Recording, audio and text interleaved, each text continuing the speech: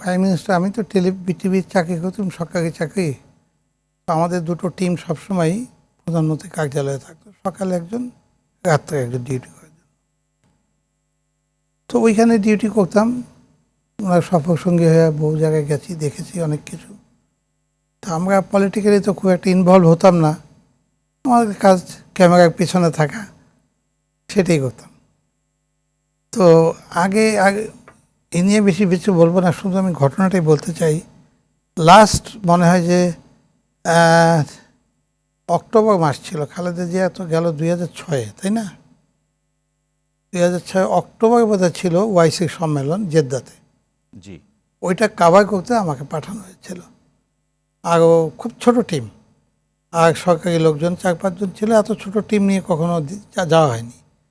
তো ছিল একদিন যেতে, একদিন আমাদের সম্মেলন, পরের দিন চলে আসবো। তো সেইভাবে অনুষ্ঠান হলো, খুব ছোট, 15-20 মিনিটের মধ্যেই সম্মেলন শেষ। তো ওইখানে সব ইসলামিক দেশের হেডরা সব আসছেন, রাজা বাদশাহরা। তো আমরা শেষ করে ওয়েট করছি, তারপরে আমরা চলে আসলাম হোটেলে, যা আর কিছু নাই, এই একটাই খাবার। পরের দিন আমরা রওনা দেব, পরের দিন ভোগাতে আমরা রওনা দিলাম ওখান থেকে ঢাকার দিকে। তো আসার পথে আমার যে সিটটা ছিল ঠিক তার ডান দিকে ছিল একটা, কি বলবো, একটা ব্যাগের মতো, এখানে সব খবরের কাগজগুলো রাখা থাকতো। আচ্ছা, একটা কাগজ দেখলাম, জনকণ্ঠ দেখা যাচ্ছিল, হাতে নিয়ে পড়ছি, একদিন আগের কাগজ। যেদিন আমরা এসছি তার একদিন আগের কাগজ, না তার পরের দিনের কাগজ, একদিন পরে আমরা পড়ছি আর কি। ওইটার মধ্যে একটা নিউজ দেখলাম যে বেগম খালেদা জিয়া নাকি এইবার সফরের সময় 10 ট্রাঙ্ক ডলার এবং পাউন্ড নিয়ে গেছেন।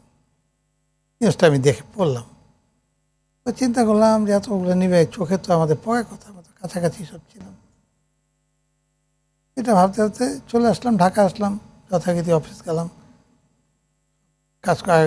ওই সময় আমরা এডিটিংয়ের সময় সাধারণত থাকতাম, এডিটিংয়ের সুবিধার জন্য। ওই কাজটা সেরে একদিনই সব শেষ করে দিয়ে পরের দিন আসলাম। এরপরে আমার কাছ থেকে প্রথমেই আমার আমাদের প্রত্যেকের নামে একটা করে ক্যামেরা ইস্যু করেছিল। আমার ক্যামেরাটা বলা হলো যে ক্যামেরাটা জমা দিয়ে দেন, রাখতে হবে না। জমা দিলাম, বুঝলাম, কাভারেজ বন্ধ করে দিল, একদম বসিয়ে রাখলো আমাকে।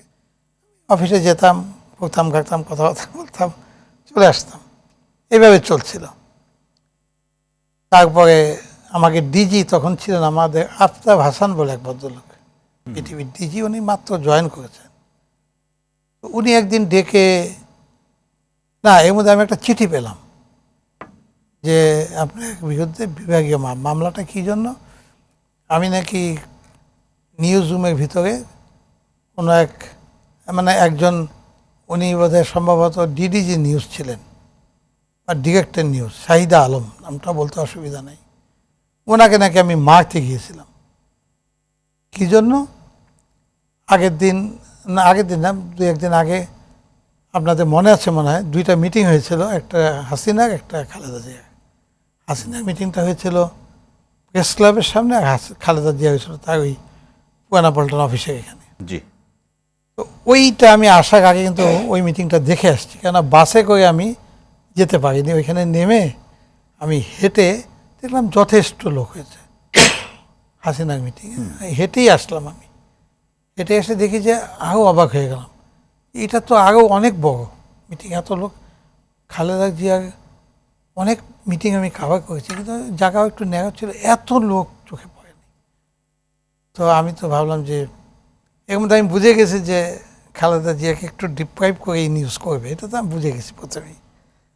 তো আমি শর্টও নিলাম ওইভাবে, আমার সাথে আরেকজন ক্যামেরাম্যান ছিল, টিভির টপ শট, সব টপ শট নিব এবং অডিয়েন্সের 2টা শট নিব। মন্ত্রী টন্ত্রী আগেকার জি, রিটায়ার্ড মন্ত্রীরা বসে আছে, নেতারা বসে আছে, এই শটটা নিব, আর কোনো শটই নিব না, তারা বাদ দিতে না পারে।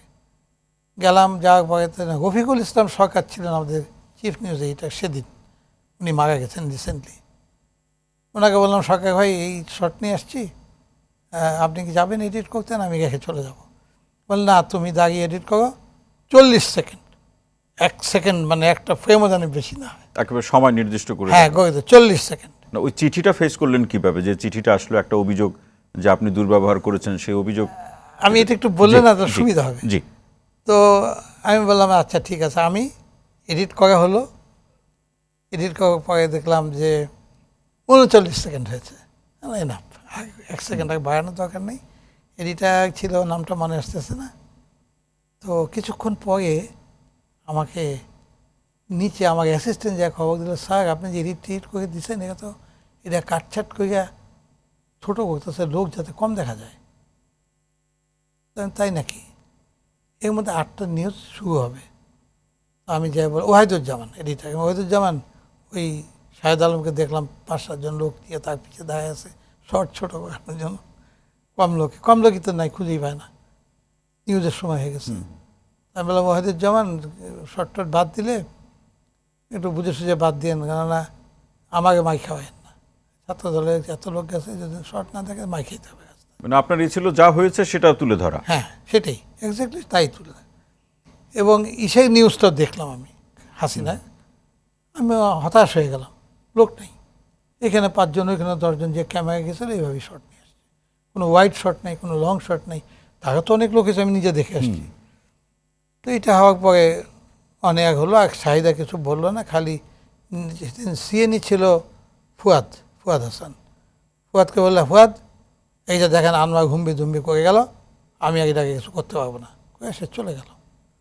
তার 2-3 দিন পরে আমি চিঠি পেলাম, ওনাকে আমি মারতে গেছি, আমার নামে বিভাগীয় মামলা দায়ের করা হবে। তো চিঠিটা আসার আগে আমাকে আফতাব হাসান খবর দিল দেখা করে না। আমি আর ফুয়াদ গেলাম, ফুয়াদ মারা গেছে কিছুদিন আগে। জি। যাওয়ার পরে বললো যে আনোয়ার আপনার সাথে তো আমার কোনোদিন আলাপ হয়নি, তো আজকে প্রথম, তো আপনি চাকরিটা ছেড়ে দেন। আপনি কি 25 বছর হয়ে গেছে বিটিভি? আমি হ্যাঁ, সরকারি চাকরি আমার 25 বছর হয়ে গেছে। বলে তাহলে আপনি ছেড়ে দেন, আপনি বেনিফিটটা অ্যাটলিস্ট পাবেন। তখনও কিন্তু আমার 3-4 বছর চাকরি বাকি ছিল। আচ্ছা। তো আমি বললাম যে কেন? বলে আপনি চিঠি পাননি? হ্যাঁ পেয়েছি। তো এটা কিন্তু আপনার বিরুদ্ধে যাবে এবং আপনাকে সাজা দিয়ে দিবে। আমি যেটা বুঝি, আমি আপনার ভালোর জন্য বললাম, এখন আপনি ডিসাইড করেন।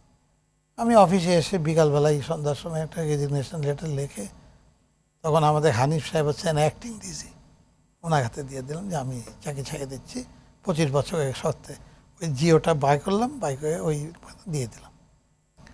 দিয়ে এখন আমার বিরুদ্ধে ওইটার পরে তারা মামলা দায়ের করলো। চিঠি কিন্তু আগেই গেছে, আমি রেজিগনেশন দেওয়ার পরে মামলা দায়ের হলো। আমাকে চিঠি দিল যে আপনার অমুক তারিখে আপনার এটা ইনকোয়ারি হবে, জিজ্ঞাসাবাদ করা হবে, আপনি টিভিতে থাকবেন। এরকম 3টা ডেট দিল, কিন্তু কেউ আসেনি, কোনো জিজ্ঞাসাবাদ করতে কেউ আসেনি।